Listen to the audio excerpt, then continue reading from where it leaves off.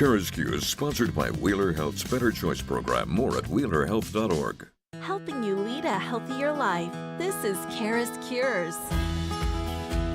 Hi, everybody. Welcome to the CURES Show, where we bring you cutting-edge wellness from credible sources. I'm Kara Sundlin. We're happy you're here. May is Mental Health Awareness Month, and it's a time really to raise awareness and reduce the stigma that surrounds behavioral health conditions. Also to highlight how mental health and mental illness and addiction can affect all of us, because we all have someone, whether it be families or folks that we work with, where we can have a better understanding, maybe more compassion. So to help us all with that is Dr. Laura Saunders, and she is a child psychologist. Also, she runs many programs at the Institute of Living, a premier mental wellness center right in Hartford. Thanks for being with us, Dr. Saunders. Thank you for having me, Kara. So when we talk about mental health, you say it's important to know it's not just the absence of mental illness. So that's a really critical point, right? So people think, well, as long as I don't have significant anxiety or depression, I'm fine. But that's actually only a part of the picture, right? So May is Mental Health Awareness Month. And what we want to do is highlight those aspects that contribute to your well-being, right? Contribute to your overall mental and emotional wellness, right? So mental health actually refers to an individual's emotional, psychological, and social well-being, including how you think, how you feel, and how you behave. You know, I think we've come a long way talking about it and fighting to, quote, end the stigma. What do you think the challenges still are? So that's another great point, right? And there has been a lot of talk, and that's why, making May Mental Health Awareness Month is so important, is because the way that we reduce the stigma and we reduce the, stigma is the expectation of rejection based on an aspect of identity. So if you're someone that identifies as being on the autism spectrum, or having ADHD, or having significant anxiety or depression or bipolar disorder or mood disorder, right? If you're someone who identifies as having a mental health disorder, and that you expect that you will be discriminated or rejected or judged for that, that is why people hide things. So the more we reduce stigma, the more we take away the aspect of rejecting someone or judging someone based on an aspect of mental health, the better it is for all of us, because then we don't have to isolate, we don't have to keep things a secret, and we can be more open. Okay. So, this is something interesting. I want you to, if you can, say that again. I never heard of stigma like that. So stigma is fearing rejection because of something.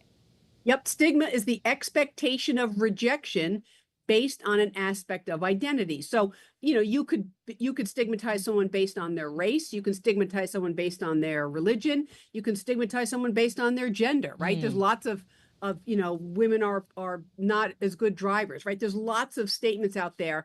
That's based on a stigma. So it's the expectation of rejection based on an aspect of identity. So if you're someone that, as I said, suffers with autism spectrum, and you feel like you will be not hired for a job because you're on the autism spectrum, and you feel that you have to hide that's stigma, right? So once we work to pull away stigma, and certainly right now we're talking about mental health or mental well-being or mental illness, when we pull away stigma, it allows people to be more open, and they don't suffer from some of the more covert effects of mental illness. Yeah. So let's just talk about the state of affairs right now. We know that children, The Anxious Generation is a book that many are being recommended to read, watching the shows Adolescence. I mean, I know we've had problems with the pandemic, but where are we now? Have things gotten any better, or what's the status of our youth? So, I mean, this is like a 5-podcast series in and of itself, but I really do believe that Jonathan Haidt, I believe is how you say his name, who wrote The Anxious Generation. So I have been saying this, ask any of my colleagues, I have been saying those same things for about 10 to 15 years, that this is what's happening, that our young people are changing, and that, electronics and phones and social media are changing our young people. And it is creating a more anxious kind of generation of individuals. And so I really support the book and the premise in that book. Because it just makes sense in terms of what I've seen clinically. So to answer your question, are our young people struggling? So if you look at them as a whole, sort of as a whole or groups, we see that there are higher rates of depression, higher rates of anxiety, higher rates of individuals with, failure to launch and other emotional struggles. Now, that doesn't mean that everyone in everyone's, every child or every adolescent in everyone's family is struggling, but when we look at the group as a whole, but the way that we act is on an individual or individual systems level, right? So, I have a bigger ability to affect change, but what we want the parents and the grandparents and the aunts and uncles to do that are listening to this is look at the relationships that they have in their individual lives and make some changes and talk about things more openly, communicate more about what's really going on. Okay. So to do that, we want to educate people and make people aware, as this is Mental Health Awareness Month, about 4 core aspects of mental health for children. And are they the same for the adults, or? I think they are the same for adults, but honestly, when we get to adulthood, adults should have already learned some of these skills. Okay. That's not always the case, but so these are 4 core aspects of mental health for children. So let's start with emotion regulation. Yeah. It is so important to have good mental health as an adult that you learn in your childhood to regulate your emotions. You learn to understand how to identify and manage your emotions. And that's both positive emotions and negative emotions, right? If something, really good happens, you need to manage those emotions as much as you need to manage some of your more negative or overwhelming emotions. Okay. So for those of us who are parenting, how long does that take? Or it really does take kids a while? It takes a lifetime. Okay. So, right. So it's not something you're going to finish this week. It's just something to be mindful about, right? So if you have a child that has difficulty managing their emotions, they have difficulty in emotional regulation, this is something to really be aware of. What you need to do in your day-to-day life to help your child, your young person, better manage their emotions so that their emotions don't overwhelm them, right? So they do poorly on a test and they're devastated, and then they go to bed, they don't eat dinner, and then they can't get out of bed the next day, right? So that's an example of your emotions overwhelming you and not being able to function. So it's learning how to, it ties into a lot of other things, which is like emotion regulation is here, and then we have distress tolerance here, right? How do you tolerate distress so that your emotions don't overwhelm you? So I don't want to get too much. Yeah. But it's something that I guess to make everyone feel better, if you have a kid melting down a lot, certainly when they're little, that might be normal, and even teenagers. So I guess the bottom line is, at least for young people, there's a spectrum of this, and there's a lot of growth. They're not done. They're a work in progress. When we go, why are they acting that way? They're a work in progress. And remember that in certain developmental stages throughout childhood and adolescence, there are times where your emotions overwhelm you, right? We know pretty classically, right? People say the terrible 2s and sometimes the terrible 3s, right? That's where young children are learning to communicate and experiencing emotions in a way that they didn't know how to handle. So you see a lot more dysregulated emotions.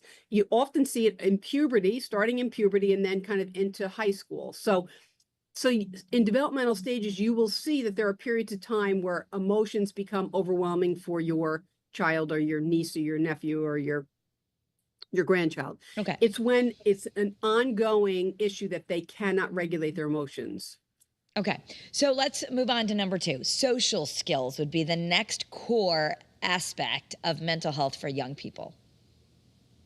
Social skills are life skills. If you don't understand the core aspect of social skills, it is how you manage and create healthy relationships. And if you think about it, it starts with friendships. It starts with, listening to your teachers, having relationships with your aunts and your uncles and your grandparents and your neighbors, right? All the aspects of social skills. And it's the reciprocity.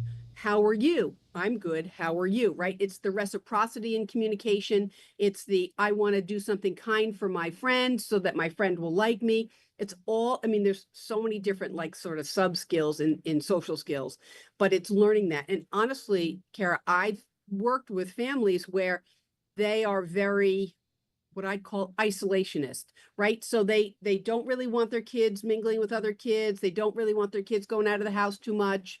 And that's really very, very concerning. They don't make the effort to have their kids, play with other kids that they go to school with, right? When parents don't make a very significant effort to have their children learn to get along with other kids, not just in their nuclear family, but other children as well, it has lifelong implications. Okay.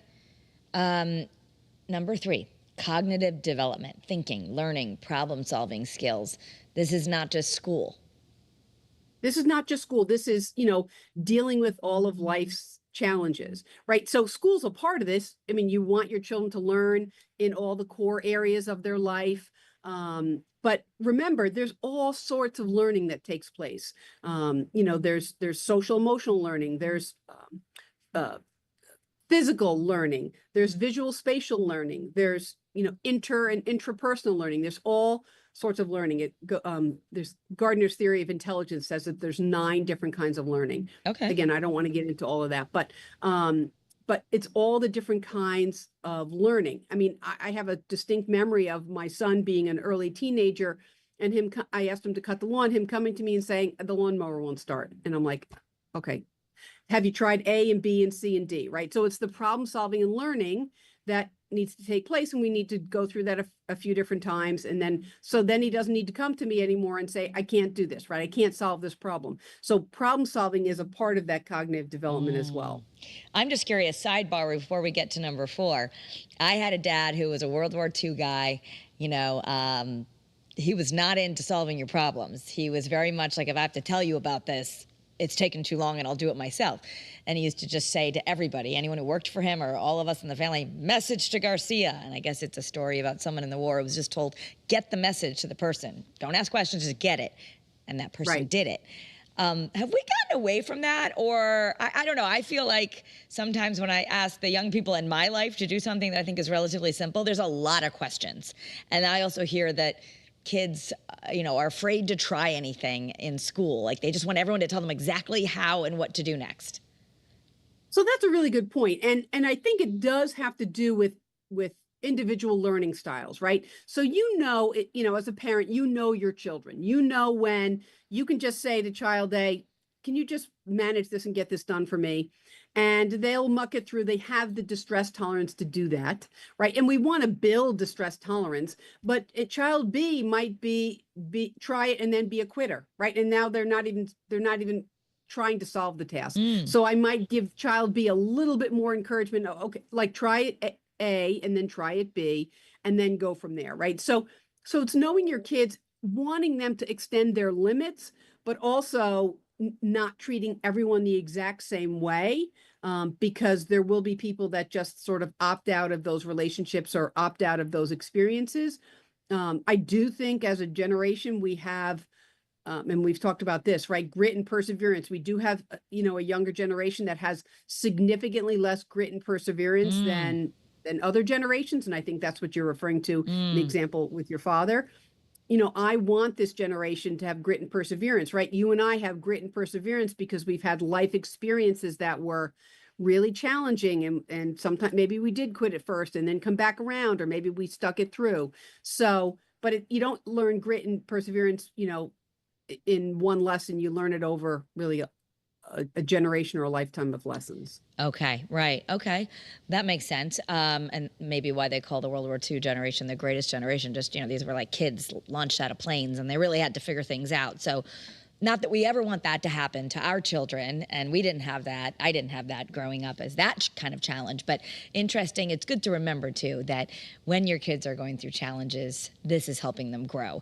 And number 4 kind of goes into that, which is behavioral adjustment, learning to develop these appropriate behaviors so they can navigate life and rules and guidelines.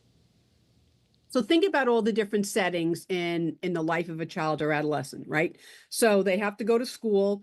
And even in school, especially as you get a little bit older, right, the rules or the guidelines in art class might be different than the rules and guidelines in your science class, or when you're in your drama program, or when you're in your dance class, or so it's making those adjustments. Oh, I can be a little freer in this space because I'm allowed more kind of physical and emotional expression, or you know what, I can't be talking to the person next to me when I'm in class because that's not appropriate for that setting. So it's learning how to make adjustments based on the setting that you're in.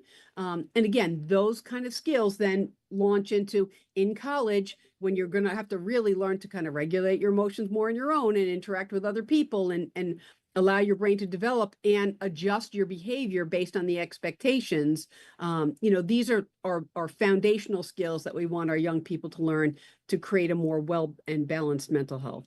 Yeah, I mean, if we are trying to do this and encourage good relationship skills, what's one thing we can do? I think the first thing to do is to just listen to what's going on, listen to what your child's saying, listen to what their difficulties are. Part of that is the observation.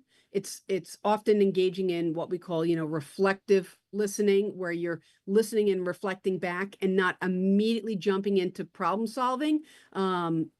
Especially for a lot of the social emotional challenges that young people go through. They just need to say it out loud. They don't need you to fix it right away. Okay. So stepping back and using more of that reflective listening.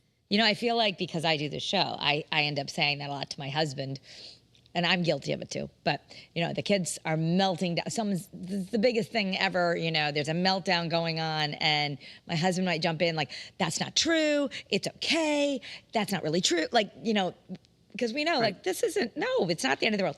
But what you're actually saying is sometimes that verbal diarrhea, I'll call it, they really just need to express. And we're not supposed to jump in and try to give them reality or fix it.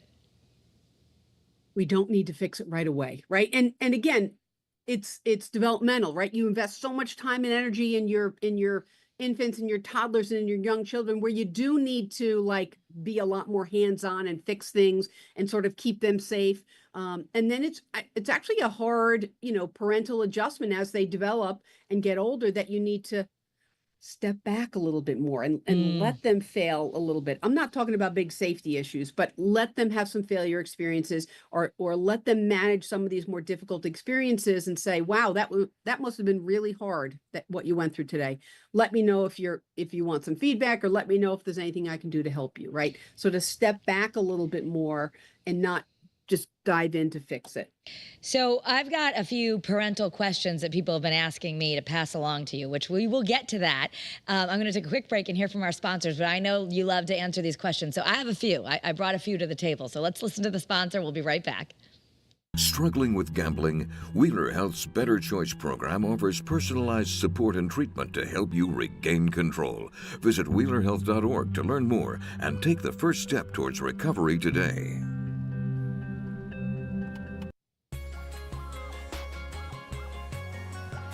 All right, we're back with Dr. Laura Saunders, who is a psychologist at the Institute of Living, and we're talking about May being Mental Health Awareness Month. So we've talked about some of the 4 key issues for kids, and of course it goes into adults as well, for our mental health. Now some questions. So for instance, I was just at dinner with a mom friend the other night, and she was wondering, what do I do? And I was thinking, well, we were talking about different things we thought, but I'm going to bring it to you, the expert. She has a son at boarding school who's doing really well, but he, at first, in the beginning, the couple months, he was calling all the time, wanting to come home. Now, this could happen at camp. It could happen at boarding school. He really wanted to go. The teachers are saying he's doing fine. It's just an adjustment thing. And the dad was thinking, well, if he hates it there, let's just bring him home. And she's saying, no, I think he needs this. And this is part of the adjustment phase. And we got to let him suffer it out a little bit. What's your thought on things like that? Because it could be boarding school, it could be camp, it could be a new college experience when they're like, that's it, I'm done, I don't like it, I want to come home, or I want to quit. So this is a great question. And it's based on a couple of different factors, right? So again, it's about what's their developmental level. And this will, you're right, this will be a huge issue as we go into like sleepaway camps and other things. This will be coming up very soon. What's their developmental level? Like, a 7 or 8-year-old and their ability to express themselves or manage distress might be different than a 12 or 13-year-old, than a 15 or 16 or 18 to 20-year-old, right? So look at their developmental level. What is the core issue? Is the core issue difficulty with adjustment to change? Because that just takes some support. Is the difficulty more to do with the fact that they're struggling in some of those kind of core areas? They're struggling with social skills and meeting people. They're struggling with regulating their emotions, or they're having difficulty adjusting their behavior to the situation. So understanding, like, is this just a little bit of homesickness and we need to support them for this initial period of time, but it's, now it's, if it's going on for an extended period of time, or what's the level of distress that they're experiencing. In a lot of those situations, I want to just support them and encourage them to find some problem solving in the setting that they're in. And then, if it's going on for an extended period of time, coming up with additional solutions, but not just jumping in right away and rescuing someone. Right. Okay. I did mention that, part of that, every time we let them, have some distress, handle the anxiety, there's some growth in that. The grit that you talk about, which is the only thing that's really been studied to show help people later on in life, with success, is grit, more than your parents' education or income or anything. So, so yes, and in that thing we were talking about, to the end of that, because we're now getting to the end of the year, the kid likes it and they're good, but it was a big change. And, I think the father's like, all right, I'm glad. But the father was ready to be like, if he doesn't like it, whatever, he comes home. And she was like, I think he needs this. And then if we just bring him home, we don't even know. And anyway, I think, so in situations like that, you don't want to be reactive. You want to support the child, teach them that they can do it. I know in summer camp, sometimes they don't allow you to call home. And the counselors I've spoken to said, the reason they don't have parents call home, or them call home to parents, is they're fine until they talk to mom, and then they start melting down. So that's also they emotionally regress. Yeah, so that's something to also keep in mind, that our kids are probably giving us the worst of everything, and it may not be as bad as we think it is. Right. That's why, like, a little bit of delay of gratification, right? That's why at camp, they have them write letters, right? So you can pour out your feelings. I'm miserable. I hate it here. And then you send the letter, and the letter takes a few days to get there, and your parent reads it and they're upset, but then they have to send a letter back, right? So sometimes that delay gives you time to manage something and not be so reactive, as opposed to a phone call or a text where it's instantly like, I hate it here. I'm in distress. And the parent's like, oh my God, do I need to come get you? Sometimes that instantaneous reaction actually just fuels the situation. Okay, so let me ask you also, when we talk about ending stigma, in the educational perspective, and this is something that's come up as another question, there are kids with ADHD or different learning differences, and how can we help so that they're supported, or what do you want educators to know, that sometimes they're getting blamed for their behavior, yet ADHD, or perhaps autism with sensory issues, is not just about not being able to focus, but they're gonna maybe make some impulsive decisions, or they're gonna forget to turn in assignments, and not being stigmatized for, I guess, how their brain works, but also not just allowing them to fail just because, there's a delicate balance there. So that's a really good point. And I think, this is an area where I think we've gotten significantly better as a mental health system and as an educational system, right? So 30 or 20, 30, 40 years ago, if you had to go to a speech and language pathologist because you had a stutter, you needed some special help, or you had to go see the school psychologist, or you had to go to the learning specialist, it was pretty stigmatized. It was like you were plucked out of your class, and it was like a big deal, and you just felt different, right? A lot of times now, those kinds of services are much more integrated, right? So it's not like stigmatizing you. Oh, you're the one who has to get up and leave and go to see the speech and language pathologist. Things are done a lot more in an integrated fashion. And what that does is that really allows learning to continue. And the other hard part is, we have an educational system that is obviously critical for learning, but it suits the individual that is, calmer, has a greater ability to focus, has better attention span, right? For those individuals who 100 years ago were, getting up to the 8th grade and then just working in the farm or working in the factory or, blazing trails. We needed those people too, working in trades, like we need those people too. But I understand we need to read and write and learn history and learn science and all sorts of things. But it's just having better accommodations so that we support our young people who might have learning differences as opposed to, just ejecting them from the school system. And as we go through this, if people are struggling, and I know sometimes just getting access to mental health care is difficult, I want to be able to end with that of how can people get professional help when they need it? How do they know if they need it? So the guideline that I use and that I encourage other people to use is hinders your functioning, right? So if you're having emotional meltdowns that are hindering your function, you're not getting to school, you're not doing the activities that you used to enjoy, you no longer enjoy.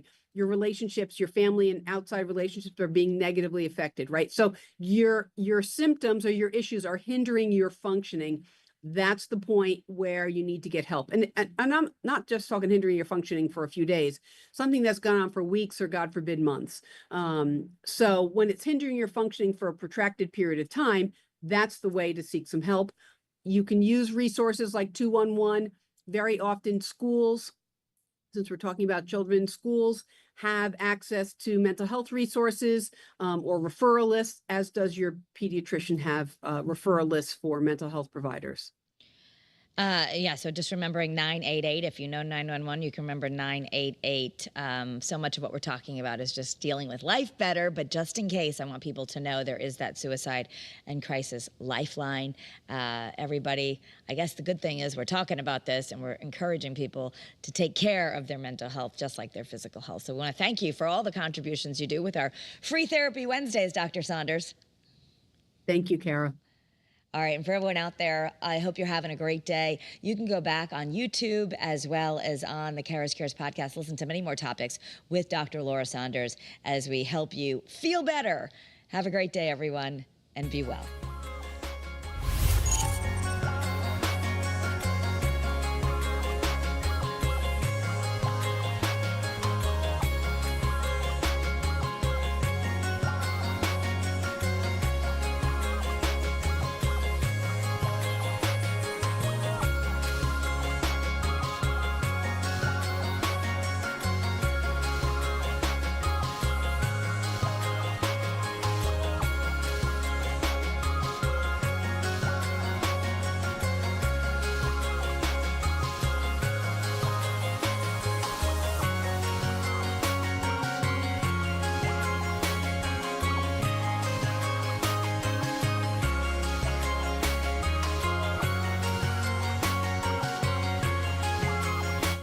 CURES, sponsored by Wheeler Health's Better Choice program. More at wheelerhealth.org.